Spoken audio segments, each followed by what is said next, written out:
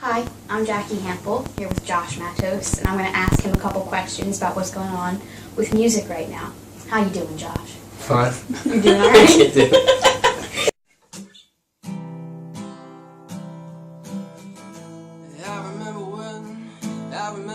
Alright, your first question. It's a simple one. What's your favorite song? Favorite song is Rainbow Connection by Kermit the Frog. Why? Why? I think it was the first song I saw in a fake movie, not a fake movie, but a fake band, kids movie, that I thought had, it's interesting to see a green frog singing about something. And it's just catchy. Why she just want to do it? What is your earliest memory of music actually impacting you and making you want to pursue? I think when I was in the 3rd grade, I listened to Backstreet Boys and NSYNC. And at some point, I realized that I only listened to them because my mom listened to them. And I don't know, I guess it was Y100 then. Somehow the radio station came on, and I think an Offspring or Nirvana came on, and I realized, hey, not all music sounds like Backstreet Boys. And then that was the coolest thing I'd ever heard before. So I wanted to do that. When did you get your first guitar? I got my first guitar actually probably when I was in elementary school. My grandfather got me an acoustic guitar. I don't know, I guess I really wasn't into it then. I was into piano or keyboard and a bunch of stuff, so it sat in my guitar in my closet for a little bit. And then in middle school, around 7th or 8th grade, a bunch of my friends were in bands, and I got into that. I bought my own electric guitar, and then I brought back that first guitar. Nothing happened. Alright, that was in the middle of me laughing. You went, hi, I was serious. Did you ever name any of your guitars? All of my guitars have been named at some point. I had like a little half-size acoustic guitar that I bought. His name was Peebo. And my red acoustic guitar now, his name was Hannah. What was the first song you learned how to play on any instrument? On any instrument? Any instrument. That changes that. I honestly think the first song I learned to play was like Twinkle Twinkle Little Star on the keyboard. On the keyboard? On guitar, it was actually Blister in the Sun by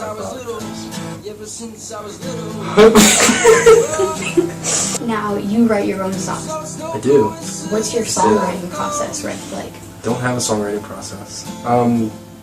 I guess really 9 times out of 10 I'll be driving in my car, and whether it's a guitar part or lyrics or anything, I'll just think it in my head, and that's about it. I think about it again probably 10-15 minutes later. I go about the rest of my day and it comes back in my head. I add a little bit here or there, and eventually I have to sit down and actually say, let's try and make that come out in real life. And then I just, whatever part I had that I know for sure, I'll play that in guitar, I'll sing it out loud, and piece whatever's missing with whatever else I have. So it's very not structured. It just happens. And that works for you? Does it? I don't know. People can listen to the music and decide if it works for me. I think it works out as best it could be. I don't know how else to do it. I've tried to sit down and say, like, okay, write this first, do this first, and that doesn't work for me. So yeah, it comes when it comes. Alright, let's go. I'm sorry. Go good. You're right, you're professional. It's okay. It's okay. An imbecile. What are your musical influences? Influences? A little bit of everything. I'm trying to think.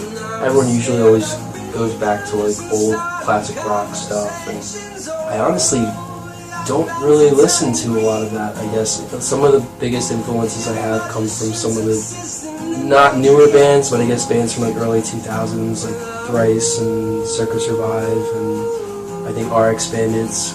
These are the bands that I wouldn't say completely influence everything, but the bands that came out with something different for me, and I just thought, maybe a little piece of Thrice, maybe a little piece of RX Bandits, maybe a little Circa Survive, mixed with the same stuff that everyone was referencing. I apologize for my actions. I know you've DJ'd before. Yeah. I have DJed many times. Are there any artists or songs in particular that were introduced to you through DJing? Through DJing?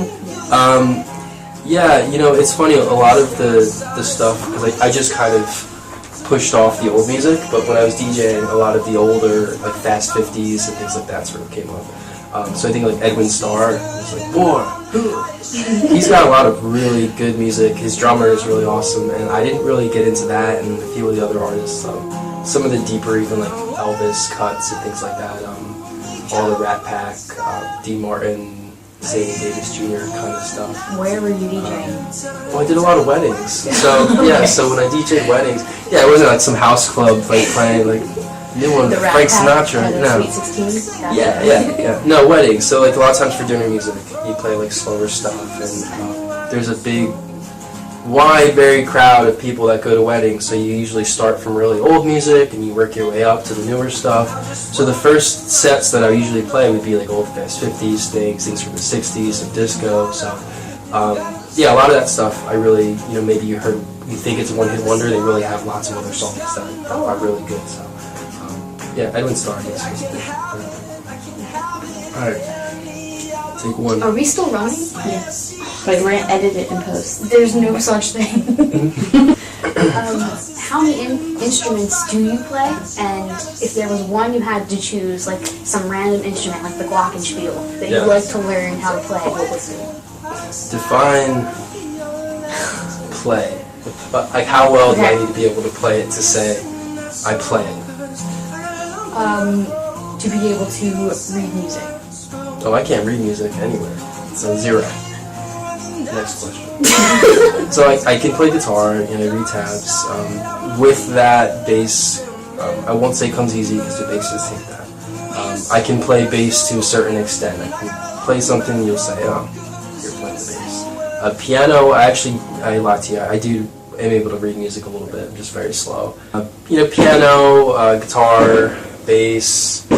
I've dabbled with like string instruments like cello, violin. I wouldn't necessarily say I can play those. I can try to play those. I can come close to making something sound, but you know, guitar, piano, bass are really the big ones.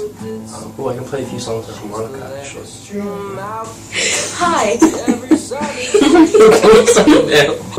What instrument would I really want to play?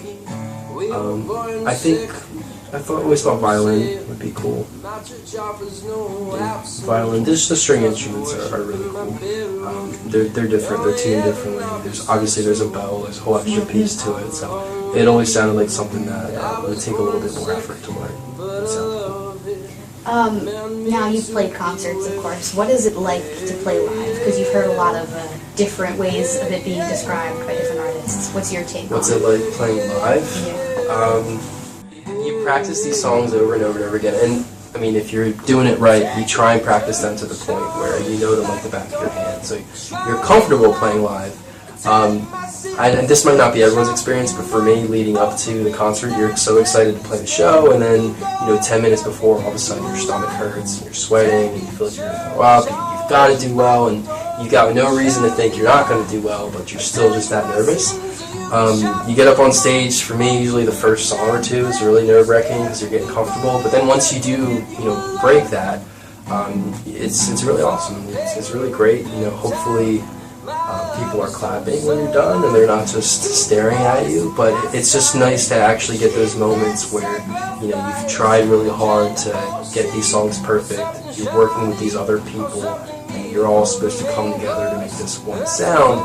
And actually just getting the opportunity to share that with other people that are there is really awesome feeling. And hopefully it goes well. But if it doesn't, it's just fun to play shows. It's just really fun. 5, 3, 2, 1. Hi. One. You Now, people know you as Josh. That's how I know you as. But your name is Wilma. Where does that come from? So my legal name is William Joshua Matos. Most people know me as Josh, and I was going by Cardboard Crown for a while, and I found out that that's already a band somewhere with the cardboard crown, so I changed it. And yeah, so the first part of William is Will, the first part of Matos is Ma. Turns out Wilma is a name and it fits, and I squished it together, and that's how we got here. It's the... This isn't working on. We gotta start over. You just started now? Yeah. Are we going to see any solo stuff ahead? What do you have in mind for the future? So I have solo stuff written.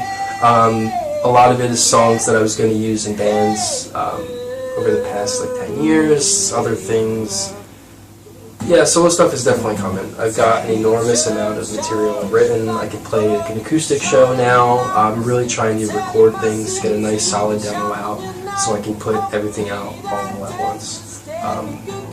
Yeah, and that's about it. Hopefully I can get everything recorded and get something good so I can show it to the world, and then maybe we'll talk about playing shows and things like that. Yeah, definitely some originals coming. Well, that's it.